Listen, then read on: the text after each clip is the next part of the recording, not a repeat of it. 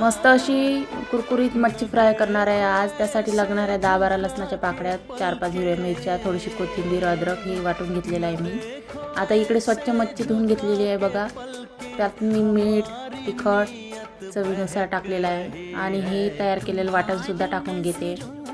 आता इथे मी अर्धा लिंबू पिळून घेते, म्हणजे त्याने मच्छीची चव छान येते आणि टेस्ट छान लागते मच्छीची.